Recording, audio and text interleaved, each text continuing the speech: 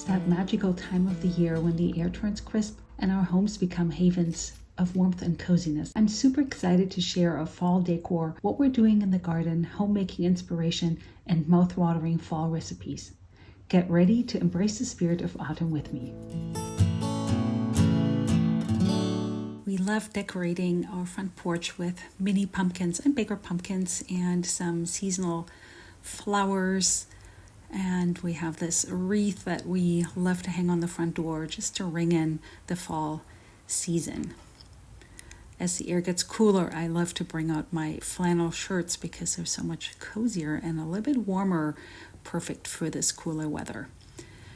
In our bedroom, we like to get rid of the silk comforter that we have, and I have a stash of various comforters that I use according to the seasons. So I'm wrapping up my silk comforter and put it back in its bag to keep it all clean and tidy and organized.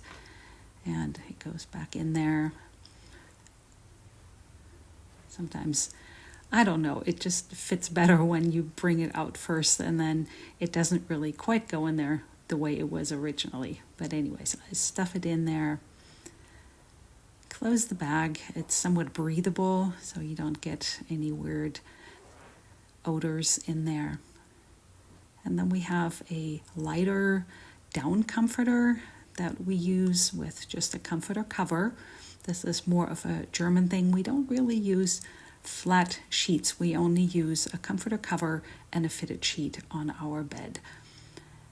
And this is really nice during the cooler nights of autumn when we need a little bit more warmth of a down comforter.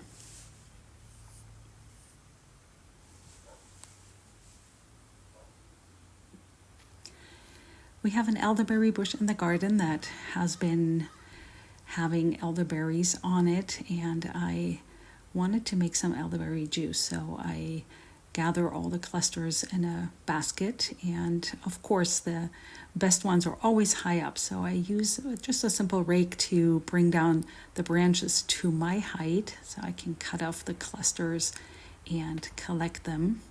I'm surprised the birds haven't gotten to all of them, and one of the challenges is to keep the branches from popping up as you cut the clusters off, so I have to hold on to them with one hand while I'm cutting with my other hand and putting them in the basket. And I'm ready to bring those into my kitchen,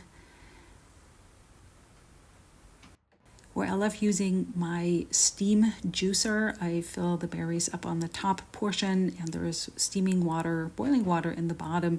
And when it's ready, I just simply let the juice come into a big quart-sized mason jar, and then we can drink this juice throughout the winter. We get a lot of juice typically from all of our elderberries, or you can even make some elderberry syrup, but we love drinking it straight from a cup. And all I need to do is fill it all the way to the top. Make sure it doesn't drip, because elderberry juice leaves really dark stains on your clothes. And put a lid on it. Here are the spent elderberry clusters. And I typically think that I remember what's in a jar, but then sometimes I don't actually remember it. So I write down what's in the jar and the date before it goes into our storage shed, where we have a lot more of this. Very simple label, and I tape that right onto the jars so that I remember what's in them.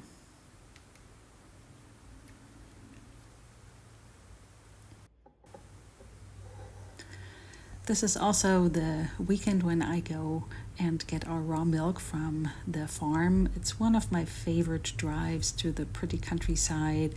I love to say hello to those horses who live there. And these are the young calves. They're hiding in the shade because this was a warm day, especially out in the California sun. And I love knowing that they are out on pastures. On the way back, I stop at a pumpkin patch, and I love seeing all these various different shapes of pumpkins. They're so creative and so fun.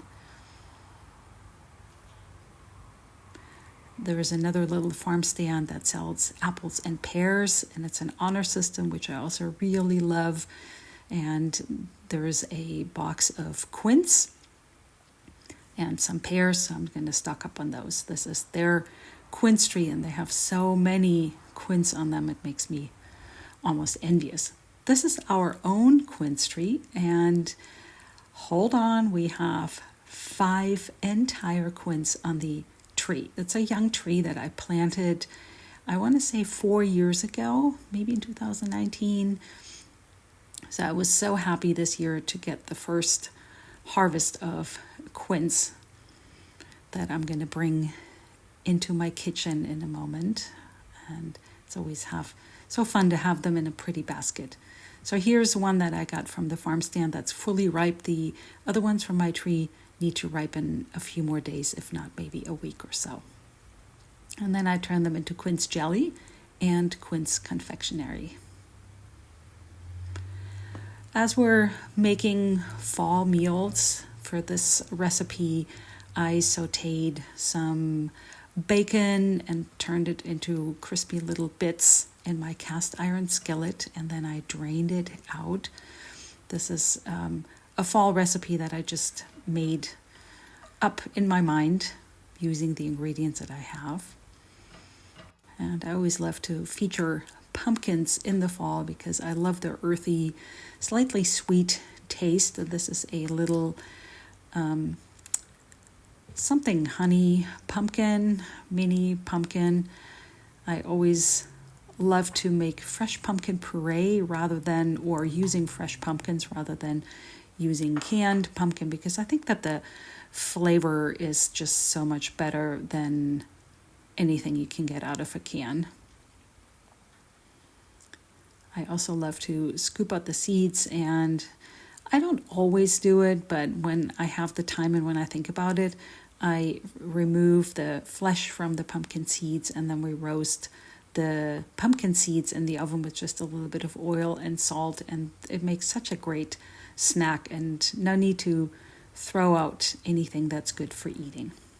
Here I have my steamer basket with some boiling water underneath, and yes, I can roast the pumpkin, but steaming the pumpkin is just so much faster than roasting it. And here's my steamer basket. Everything is pretty hot.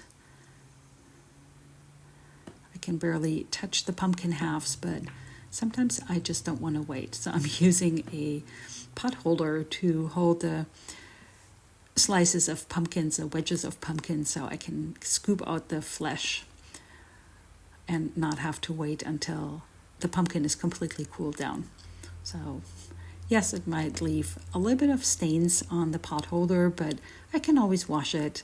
And like I said, I wasn't patient enough, or maybe I didn't have the time to wait for the pumpkin wedges to completely cool down.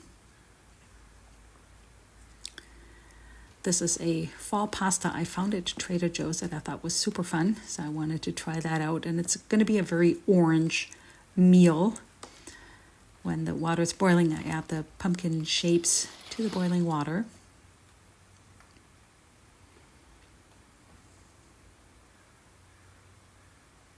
And in my cast iron skillet, I add a little bit more oil, and I'm adding the pumpkin flesh directly to the hot oil. And I didn't really cut those pumpkin wedges in smaller dice because they're going to fall apart a little bit, and I didn't want to puree them completely. I wanted some texture to it.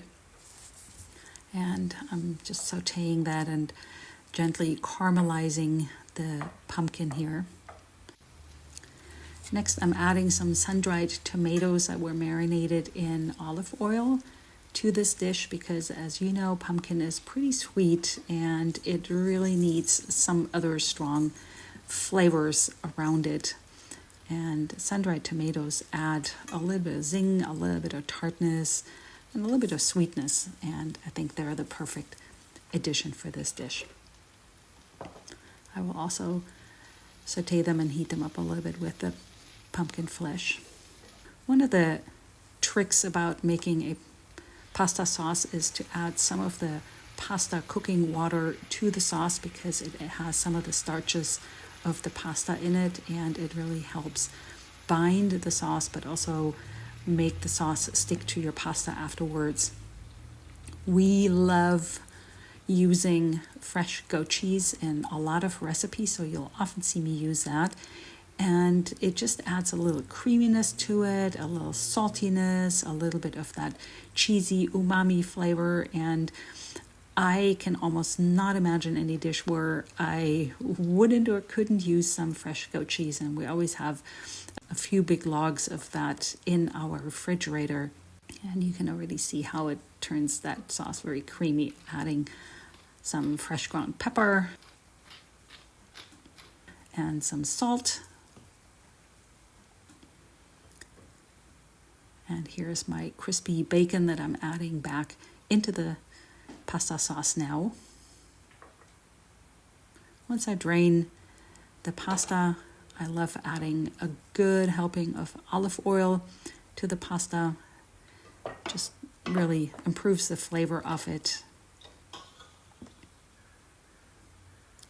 From the garden, I picked some sage leaves. We didn't have a whole lot. I thought there was going to be a little bit more sage, but it adds a pop of color, and I think sage works really well with sweetness of the pumpkin. So here I'm adding the sauce. It's not really a sauce, it's kind of thick, to the pasta shapes. Some fresh ground Parmesan on top.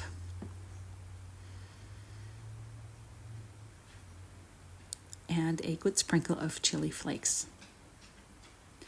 For this next meal, this is going to be a sourdough skillet, and I had a bunch of different ingredients in the refrigerator that didn't really have a cohesive theme. So I thought if I just add them all to the skillet and make it a sourdough skillet, I could turn a meal out of this. So I'm sauteing onions, and then I had some bell peppers in the refrigerator that I cut into dices, and I'm adding them to the skillet as well. And then I had some shredded cabbage and some mushrooms. As you can see, like I said, no cohesive theme here for all these different veggies. And then I had some sweet potatoes. I'm adding a can of beans as just a little bit more filler and to make that meal a little bit more substantial, and goat cheese. So here we go again with the goat cheese, seasoning my skillet with salt and fresh ground pepper. And for the sourdough topping, I'm adding sourdough starter to a bowl, another good helping of olive oil, 3 eggs,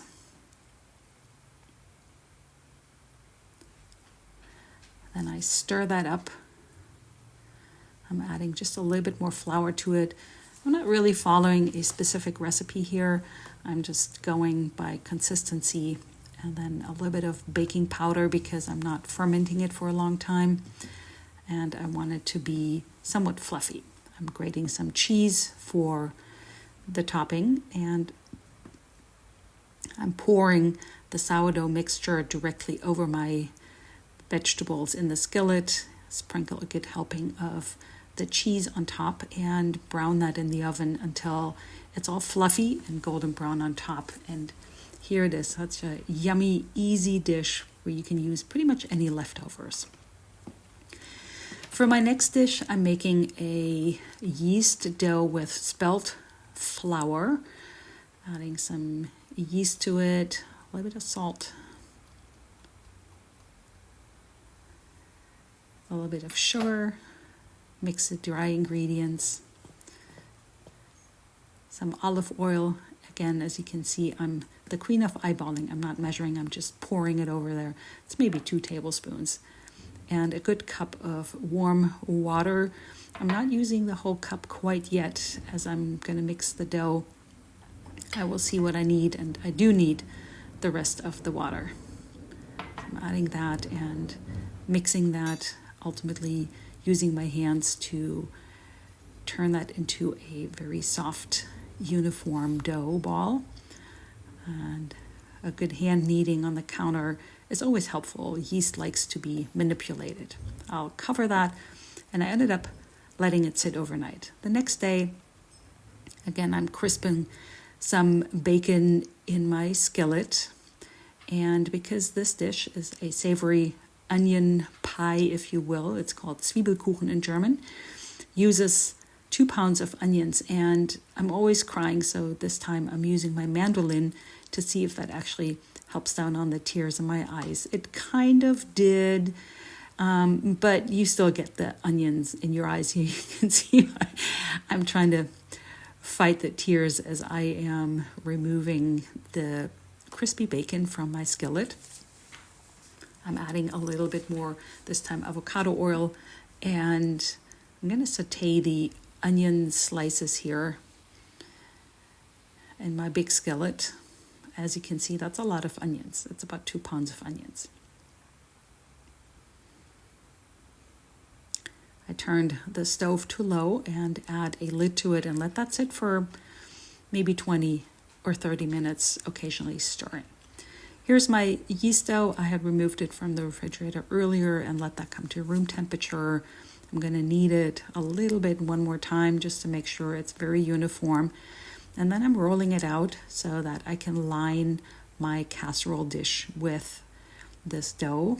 I'm stretching it, making sure not to tear it, but getting it really thin. And I had greased my casserole dish a little bit with avocado oil, and now I need to get it in there. It's very soft and wants to fold on the edges. I do want to create a little ledge because there will be a runny filling with an egg filling, and I don't want it to go over the edges. Because onions can be a little bit difficult on the digestive system, I like to add caraway seeds to my onions here, and I want them just translucent, not browned. For the cheese mixture, I'm adding eggs to a bowl. I have some homemade sour cream. I'm adding a good helping of the sour cream, giving it a good stir. And because it can be a little bit bland, I like to add just a teaspoon of Dijon mustard to make that taste a little bit more interesting. Seasoning it with fresh ground pepper and a little bit of salt.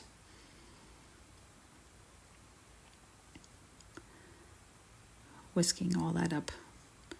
My onions are very soft and translucent. I transfer them to my casserole dish here with the yeast dough on the bottom and spread them out. It's okay that the onions are hot. Then I sprinkle my bacon on top of it, pour the egg sour cream mixture right over the onions and the bacon and spread it out. And here you can see why I wanted a little bit of that ledge so that the mixture doesn't go over the edges. And while this might not be super traditional, I love to add a little bit of cheese on top. This is some Gouda cheese because it gives it a really good taste. Then I bake this in the oven for about 45 minutes or so. In the meantime, I'm checking up what my husband is doing. He is repairing our fence. As you can see, that's the neighbor's fence over there. It is falling apart, and he is pouring concrete for the fence posts. On the way back, I find our cat snoozing on the floor. He's also supervising as I am setting up some table decoration with beeswax votives that I like to put in these little glass holders. And I love to decorate the table with seasonal acorns and chestnuts. The onion pie, the Zwiebelkuchen, is ready to be served. It just turned out fantastic, golden brown on top, and this is our meal.